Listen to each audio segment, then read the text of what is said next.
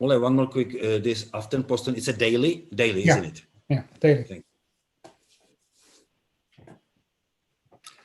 Dobrý večer, já se jmenuji Tomáš Esler a vítám vás u další debaty Melting Potu, která bude tento dnešní večer, živé debaty Melting Potu, která bude dnešní večer probíhat v angličtině, takže já přejdu do angličtiny. Good evening everyone to this another live online Melting Pot debate. Today we'll be talking about mostly about environment, and it's my pleasure to greet and to welcome a journalist, Ole Mathismoen, to our debate. Good evening, Ole, and thank you very much for joining us. Good evening, Thomas. So nice to be here. Before we go any further, I would like to tell you that this debate is organized in cooperation with the Embassy of the Kingdom of Norway in Prague, and with a cooperation also of European Economic Area and Norway funds. It's no wonder that Norway funds and European Economic Area grants are helping to organize this debate, because they are quite known for and very active, and they are financing a lot of environmental, biodiversity or climate related programs. So again, thank you very much, everybody. And also we start this debate a little bit untraditionally with a question to our viewers. It's a competitive question, and the question you can respond in the comments, which you can respond in real life on Facebook.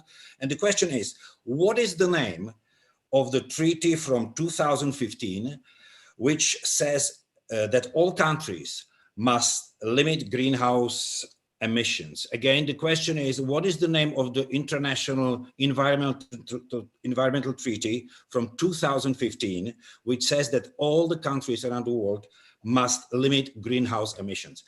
And now we go to our debate. Thank you for your patience. Ole, you've been a lifelong journalist, long life journalist, and you've been working most of your time, what I've learned, with the most prestigious Norwegian daily Aftenposten. Tell us a little bit about your career. Tell us about how you got to journalism, and tell us a little bit more about yourself. What kind of journalism? What did you do? How did you evolve as a journalist? Yeah, actually, I've been in Aftenposten since I was quite young. I was, I think, 23 or 24 when I started there, and started to write about politics in Oslo, actually Oslo town politics. But from, I think it was 1987 or 88, I went into the editor and I said, this paper is not good enough on the questions of nature and environment. So I asked him, could I please start with that? And he said, yes, but you have to wait 2 weeks, because I have to find somebody to do your job first. So he was very interested. And since then, actually, I've been writing about climate and nature. And I've been doing other things in between. I've been a correspondent in Brussels. I've been the head of the political division in the paper and so on. But now on full time, I'm writing about climate and nature problems. What prompted you? What brought you to become if I can say, environmental journalist? I think, first of all, it's a lot of news there. It's a lot of features you can write. You can travel all around the world, as I've done. I've been nearly everywhere and writing about everything from melting ice to animals who are threatened of extinction in the jungle or in the rainforest and so on. But first of all, I think for me personally, it was a deep love for nature. And that has been a basement for my whole activity all these years. That since I was a kid, my parents took me out in the woods and in the mountains. I've always been interested in birds, even in flowers and everything, insects, and tried to learn the names since I was a little boy. And that made a love for nature, and that has been the driving force for me, actually. Tell me how you've been doing it so many years. You mentioned 1987, which is over 30 years of environmental journalism. How would you define, or how would you describe, how did the attitudes of people around the globe? You said you travel around the world, and I'm sure you read publications around the world. How did the attitudes towards environment and the issues or problems connected with it have changed over the years? it has changed actually very dramatic. I mean, since the 70s, at least in Norway and mostly of Europe and US, it has been ups and downs all the time. Very interest around the World Summit in Rio de Janeiro in 1992, where the climate treaty was first signed, and then it was down for some years and it went up again, and like that. But what has happened now, I think, is that, let's say the last 10, 15 years, it's up all the time, more or less. It's on the top all the time. So both the interest for climate and nature is much bigger now. I mean, when I spoke with industrial leaders 20, 25 years ago, they say, okay, we will do something. Okay, we will cut pollution because we have to, and so on. But when you speak to them today, they are actually driving forces. They are often in front of the politicians. And I think that's very interesting. And that is, of course, partly because you have got a new generation of industrial leaders, but also that they know what will come. They know what demands their customers will have in the future, when people who are 20 today, in the 20s or even in the 30s, when they get, they are the people who are buying things, and they don't want to buy things from companies who are dirty anymore. I mean, it is, because yes, I wanted, you kind of partially answered my following question. Okay. Is that because these guys are still, this environment, I mean, these business people, they are still, their main purpose of living is making money. Yeah. So what changed their attitude? They are definitely not environmentalists. So it is the push of the market, or what is it? Yeah, they know that they can't get the money in 5, 10, 15, 20, 30 years from now if they don't do things the right way. The new generation, young people, not all of them, of course, but very many, much more people than before. They want to buy things from a company who is sustainable, who does things the right way, who don't cut down the rainforest, who don't pollute more than necessary, so to say, and they have to meet that demand to survive as a company, actually. And that's very interesting. For instance, you see the Swedish company IKEA, who has changed totally. They have taken out thousands of products who are not sustainable, and are changing the whole attitude of the company on what they are selling and how they are selling it, and so on. You mentioned that, only an example. Yes. You mentioned that it was up and down, but in the last 10, 15 years is going continuously up, that interest and in environment and in. Tell me, what is causing that trend? What caused the change? Why do you think this became such an issue in that last 10, 15 years? I think it's a lot of reasons, of course, but I think the main reason is that, for instance, climate change. 15, 20 years ago, climate change was some theoretical things who would happen sometime in the future. But now you can see on the television, you can see films, you can read books, you can in the papers, or you can go out and see it yourself. The climate change already is here. It's already happening. And the scientists got right. I mean, when the IPCC, the UN climate panel, put forward its first report in, I think it was in 1990, they said that it was, okay, 50-50 chance that humans have something to do with the global warming. Today they say it's 95% sure that the warming we have the responsibility, we are making it. So I think you can go out and see, you can see a film, you see the sea ice in the Arctic, whom I've been writing about the whole day today actually, is disappearing. You see the glaciers are disappearing. You see the rainforest is cut down. It's not just something happening somewhere, but you see it directly on television or on YouTube or wherever. So I think it's come much close on people. You can see it. It's no it's no theoretical future. It's a perfect setup for the follow-up questions. And how did you the reporting? You started to report on it. Again, I say I don't want to hit on your age, but you started this 33 years ago. How did the reporting on it change? It must be much easier today to report on that because of all the technologies. How did the reporting on environmental issues change? I'm writing in the same way actually, but of course it's easier to send it home. I can sit in the middle of the rainforest and send the story home. Earlier I had to use a telefax to get it home. I suppose it wasn't that you were thinking about, but for me, working in Aftenposten, I've always had editors who have said, just do it, just write what you see, what the scientists say, and report it. It has never been any difficult for me to get it on print or at the net now. So, but the interest is extreme.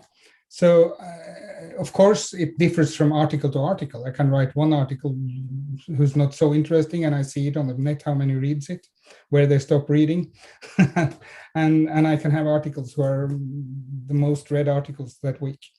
And people are interested in news. They want to follow this. They want to know what's happening, and of course, they want to know about the solutions. That's also extremely important. Otherwise, you just make apathy and people close their eyes again. You mentioned at the beginning that you have very, very close kind of a relationship to nature, from your age. How did this work so closely, in environmental journalism? How did it change you? I mean, what did you learn over those years? How did it change Ole Mathismoen? That's very difficult to answer. The love has increased, but I'm also much more worried. I mean, I read all these scientific reports. I see what is happening. I see what will happen, but still, I'm trying to not be a worried person, because I think that won't be good for my journalism. So I'm definitely trying to treat this item and all these different types of articles I'm writing, everything from politics and international politics to stories out there, as neutral as journalistic I can, of course. But the most I feel that I've used all these years on something who's very important. I feel it's so many journalists writing about finance, so many journalists writing about wars. I'm writing about environment, and I feel that's important. I believe so. I mean, environment is one of the. I mean, it's a question of survival, I think, for the humanity in general. Yeah. Can you tell us? I will give perhaps maybe another difficult question. What in your years of traveling and in your years on covering the environment, is there a story that that stuck most to your mind? Or a couple of stories, if you can share with us. What are the stories which are really stuck in your memory, and why? That's difficult, but to choose. But I can take two different. I think the first time I went to Amazonas, and wrote about, and I think that was early in the 90s, and wrote about how the rainforest is destructed and cut down. I think that was one of the toughest things, because I saw these fantastic forests with so extreme biological diversity was just cut down. And and some years ago, I went back to, that was in Ecuador, into Yasuni National Park. And Ecuador is a poor country, and they had to allow Chinese oil companies to go into that national park to try to find oil, because the depth for the country was so high. That was very tough, very hard to see. Even if they are doing it very carefully, they still go in and actually destroy it. And I think the other thing that was, for me personally, very special was first time I went to Antarctica, and to land on a plane on the ice and see that massive iceberg, and think about that if all this melted, the sea level would rise with 75 meters. That will never happen actually in our lifetime, or in many thousand years. But still, I got this feeling of how small we are, how small humans are, and how dependent we are on a nature that's functioning. I mean, Antarctica is melting some places, and it will lead to higher sea level, but definitely not all of it. And but still, that feeling of being so little. And another great thing I have to say the political part was that night in December 2015 in Paris. Then I had been following climate negotiations since 1990, actually, in Geneva the first time. And that night, when the French foreign minister said, "We have a deal," and smelled the thing in the table, and the world had agreed to some sort of a climate agreement. It was called the Paris Agreement or the Paris Accord, and the world is agreed to stop the warming on 2 degrees or maybe at 1.5. I don't think they will manage that because the cuts are too small, but still, it was an agreement for the first time that all countries should do something and every country should decide themselves what to do. First step. Thank you very much. Let's move to hopefully easier questions now. From what your experiences are, and how this whole situation, your reporting also evolved, and how do you see as the biggest challenges or the biggest issues the global environment is facing today? It's two. It's the climate crisis, definitely. That's extremely important. The global warming is changing nature so dramatically, and it will have severe implications for us, but it will also have severe implications for the nature, of course. And the second one is that's a nature crisis. How we build down nature all over the world, also in Norway and all over Europe and in Africa and in Asia and everywhere. We have always thought about nature as a resource who is endless, but it's not. And it's shrimping so much, many places, that we are losing hundreds, thousands of species all the time. And people say, yes, but we still have a small population of that and small population of that. But the fact is that many of those populations are so small that they can't survive into the future. Actually, they are too small. And it's, yeah. I'm not an environmental journalist, but I'm a journalist, and I follow this, and I was shocked, in recent years, because you have this kind of several endangered species, for a long time. But all of a sudden they are talking about vanishing giraffes, vanishing lions, vanishing cheetahs, vanishing everything. That's terrifying. And that's the nature crisis, in a sense, that nature can't manage to survive in the long term. In that sense, we're doing now. So we have to stop. And I feel that's even more important than the climate problem. Because if we don't stop the extinction of animals and nature types, that's very important. The animals can't survive just as animals. They need their habitats to live. And when they don't have that, they will disappear and we will lose from it. Yes. Definitely. So how can we stop it though? You said you see the business leaders now, are kind of listening to these issues and are changing their business plan, moving away from carbon monoxide and what have you.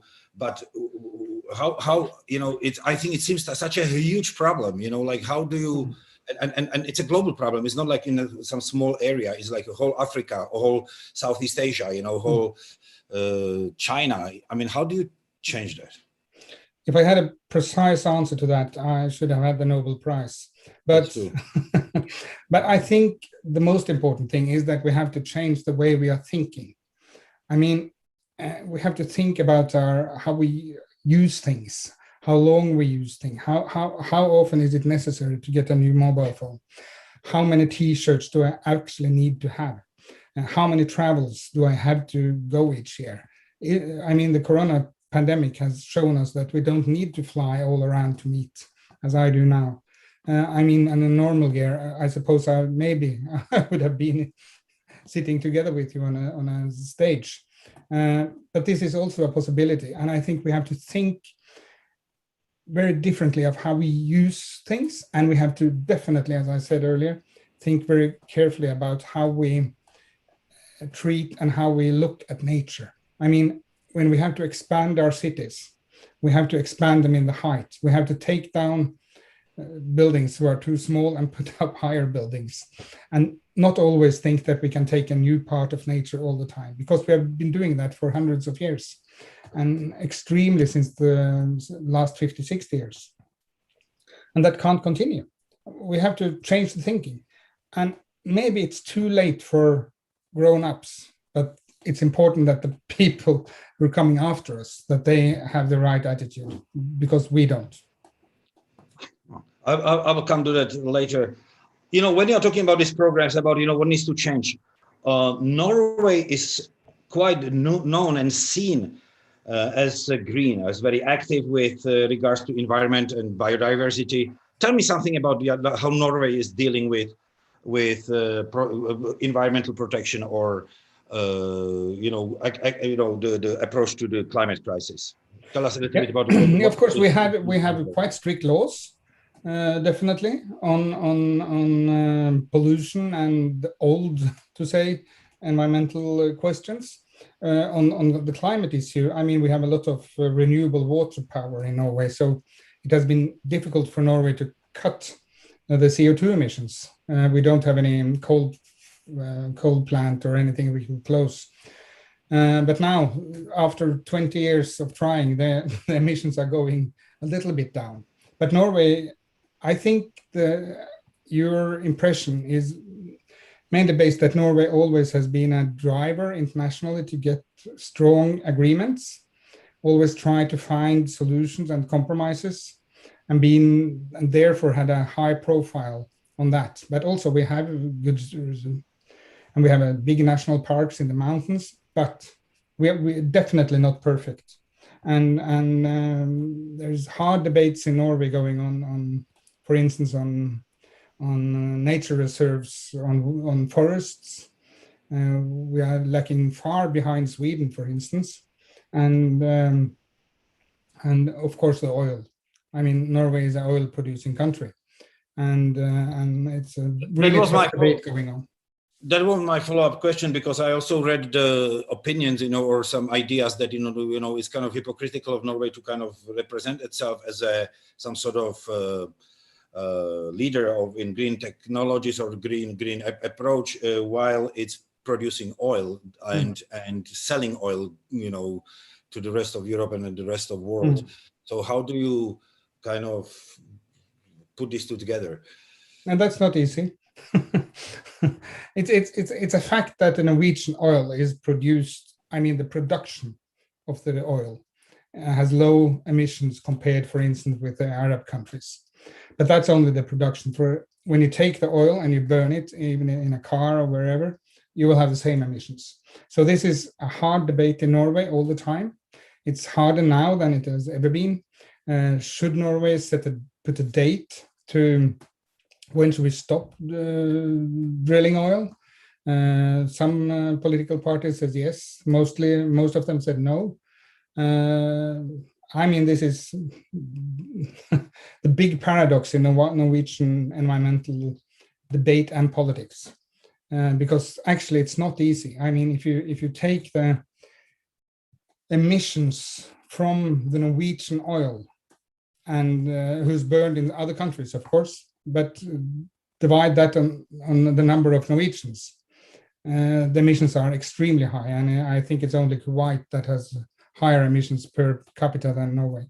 So, but of course the international system isn't rigged that way. So we only have a responsibility for the oil we burn ourselves, as you have in Czechia.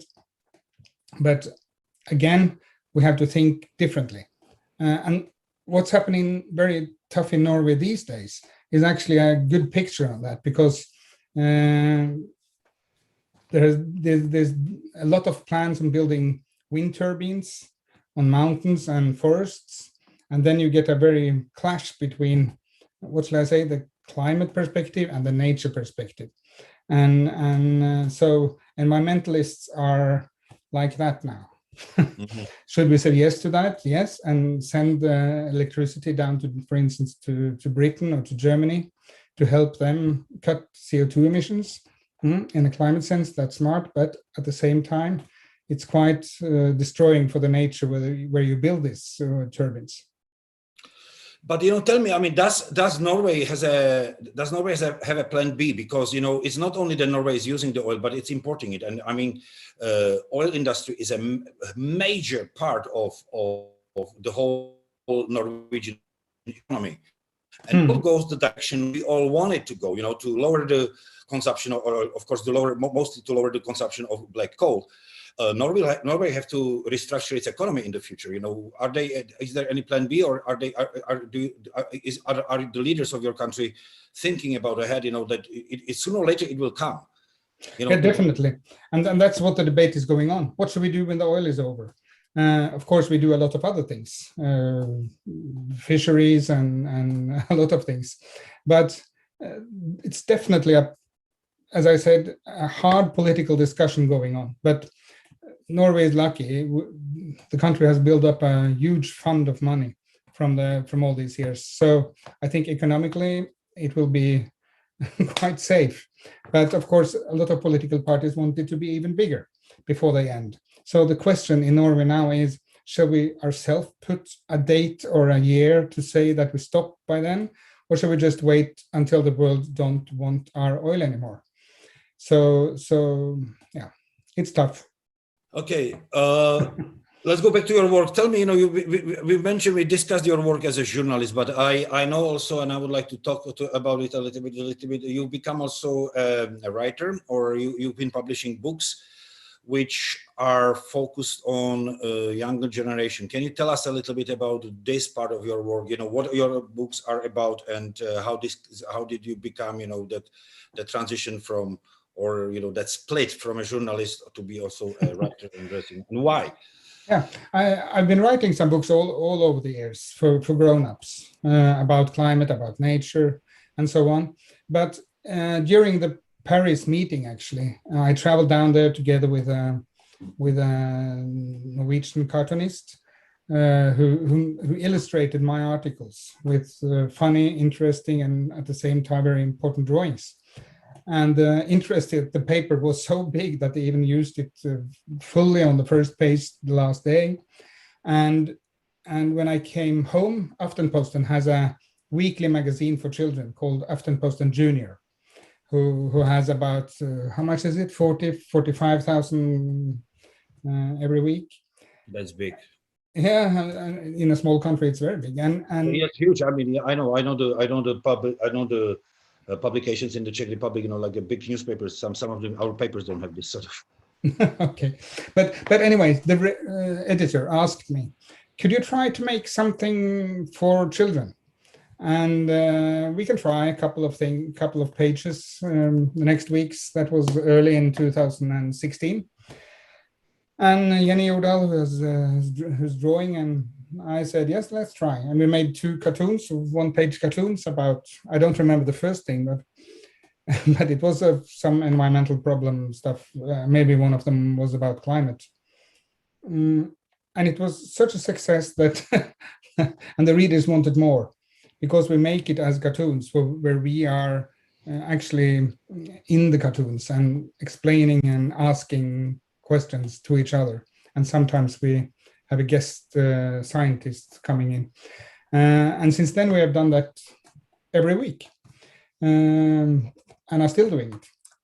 Yesterday I wrote about, I made a story, for instance, who's for next week, about plants and why do some plants survive winter and others don't, and all those things. And we have made books, as you said, and I know Green Stuff has just come out in your country. I wanted to mention Stuff is the English translation, and or grønne greier, as it's called in Norwegian.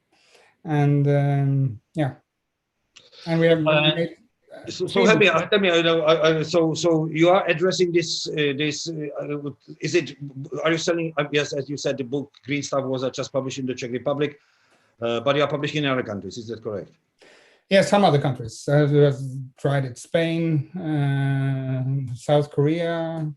It's come. Yeah. The thing is, where I'm heading is like these are countries which kind of understand the issue. is there any way to reach the children or the youth in countries which are so-called developing countries, which, as Europe was 50, 70 years ago now, are a big part of the problem, such as China. China is not a developing country anymore, but such as Indonesia, India, and, Bangladesh, some of these countries, is there any opportunity? I mean, is it any possibility for you to reach out to the children? I mean, plans or any... I think green stuff has come with you now. That's quite European. I mean, in the items most of the items we are writing about or drawing about. But I think the same thing is because here in this country now, okay, you have a problem, especially with boys in age from 8 to 11, 12. They don't read very much. How do you change that? And it has come several books the last years as cartoon books about serious items like environment as we make, and about nature, but also about other things. And I think that's, and what shall I say, a very good way to reach into young people from 8 to 12 to 13 to 14, to make them read and make them understand. Because to write, for instance, about climate change is to educate children about that's quite difficult. But when you do it in a cartoon, I think it's easier to reach in. First of all, it's interesting to read because you have pictures all the time, and the dialogue is between two normal people. Even if I look like I'm 15 in those cartoons, I'm still as I am. And I think people get the children get the message easier. And my main thing is to try to help them to, as I said earlier about myself, to make them to love the nature, because you won't want to take care of something that you don't love, and you can't teach a person at 40 to love the nature, but you can teach 12-year-old or an 8-year-old to love the nature if he's taken out in the nature, or if he or she reads interesting things about the nature. For instance, how does it look inside, or what's that called in English? The big thing where ants live. How does it look inside there? Yes. You know what I mean? Yes, I know exactly. Ants' house, I guess. Yeah. For instance, to show them inside that the ants have special rooms for babies, special rooms for food, special graveyard, and so on. And then the young people get interested, and they want to learn more and more and more. And when they grow up, that's what I wanted to say earlier. When they get grown-ups, they have a love for nature inside them, and they want to protect it. I think Norway is a very specific country because it has absolute beautiful, nature, and a very, very good, spectacular nature. But do you think, like when you were a kid, when you were 12 years old, 11 years old, you didn't have an iPhone, you were not distracted by other things. Do you think that the children today, of the second decade or third decade of the 21st century do access nature enough? Or are they distracted by what I just mentioned, iPhones and TikTok and different applications? Of course they are. Of course they are distracted by that. But then as a parent, we have to kick them out and get them out. And okay, take your iPhone with you and install a program where when you see an insect, take a picture and have an app where you can identify the name. I mean, you can use modern technology to make it interesting. I think that's possible. I'm trying to do it with my own kids, and because knowledge is the key part here in all of what we've been talking about. If you have knowledge, then you know how to do the right thing, and you know how to take the right decisions, and that's the only way to. And this is where your books. This is where your books step in. That's partially one of the solutions. Yeah, we try anyway. We made a small, tiny part. We have green stuff as you have. We have made one only about climate change. What is it about climate change is the title. And last autumn we made one who's called Wild Stuff, who is only about nature, not about climate or pollution, but only about about funny, special things in the nature. And I hope that's one of the ways to go. But tell me, do you have a, like we discussed, that today's kids are more, interested in TikTok, than going into the forest, at least, I hear complaints, from educators, I hear complaints from parents, from around the world, from it's this, you name it, Switzerland, United States, everywhere is the same. But do you have a faith in the young people? Because, we see this trend, in very young children, we are talking about 10, 11, 12 years old, but then you have people like Greta Thunberg, who you have children, or young people. She's not a child anymore, but, and she created this huge movement, this big protests which were taking place all over the world. So I think that the young people kind of, they are more alert than we were, when it comes to much more at that age. Much more. And they are much more alert than we are now, most of us in my generation. And I've definitely faith in them. And I think that they're interested. What do you think, how big of a role this kind of teenagers can play in putting more pressure on the business leaders, on governments, and how important is that? Because there are some, a lot of, Donald Trump, a former leader of United States, picked up on Greta in his insane tweets. How do they have enough credibility, you think, among normal world leaders to kind of that they will be successful in forcing some change? Yeah, I hope so, and I think so. I think politicians are listening to young people more now than they did before, and they should, because in few years those young people will be voters. At the same, I remember Kofi Annan in Nairobi once. I was listening to him at a conference, and he said, "The most important thing I have to say to the world population: you use your vote. That's the most important thing you can do to save the climate or to save the nature. Use your vote.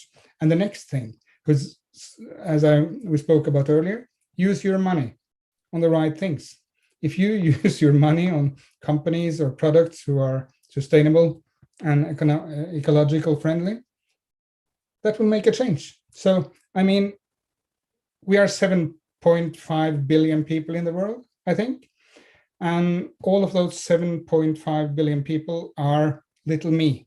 All of them. You are one, I'm one, everyone. So if all those people just do a little thing, we are there. It's fixed. Mm-hmm. It's not more difficult. We can't rely on politicians and business leaders to do this job.